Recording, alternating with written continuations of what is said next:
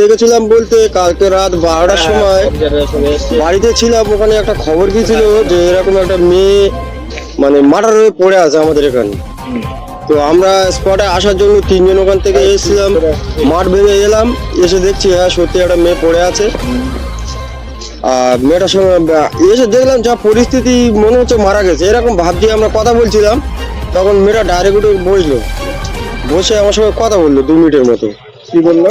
কথা বলতে এবার যা কথা বলছে কিছু বোঝা যাচ্ছে না, সব মানে বিভৎস অবস্থা, মানে কুপিয়ে সব লন্ডভন্ড করে দিয়েছে। সেইভাবে যা কথা বলছে কিছু বুঝতে পারছিলাম না।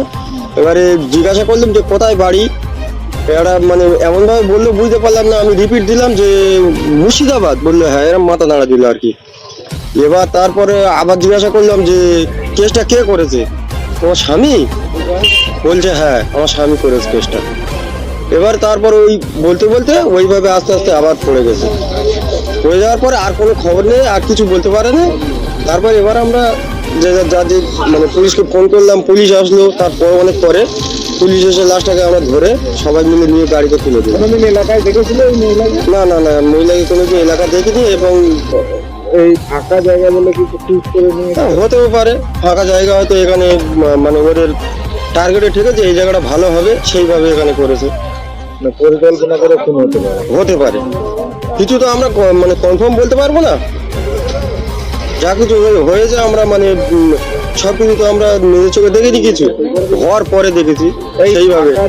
ওই ঢালাই রাস্তা দিয়ে বারাসাত দিয়ে প্যাঞ্জন নামিয়ে আসছি, আর আমি ওই এখন কুয়াশা, পুরো রাস্তা কুয়াশা ধোঁয়া।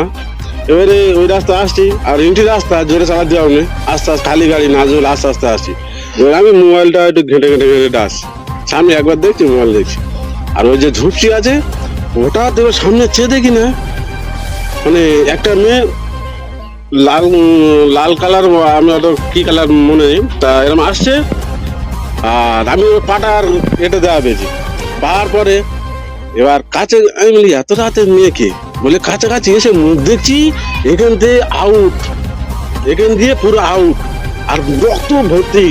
আমি মুখটা দেখে মতো গাড়িটা ঘুরে মতো পানি ভেবে চলে চলে গেছে। আমি ভেবেছি ভূত, আমি জানি ভূত বলে এবার আমি দোয়া পড়ে পড়ে আসছি, এখানে আসছি।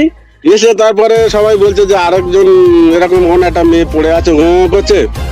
তখন আমি বলি এখন মেয়ে না, তাহলে ভূত হলি, তাহলে ও চোখে পড়লো করছে। ফের আমার ডাইরেক্ট দেখা দিচ্ছে তাহলে মেয়ে না, হয়তো মারা চল সবাই বলে আবার প্রধানের কাছে সব ফোন করে, পাড়া যারা মাথা যা ফোন করে ডাকলু, দেখে সব ছেলে কাঁড়ি করে সব রাতে গিয়ে দেখছি যে ওই কেস।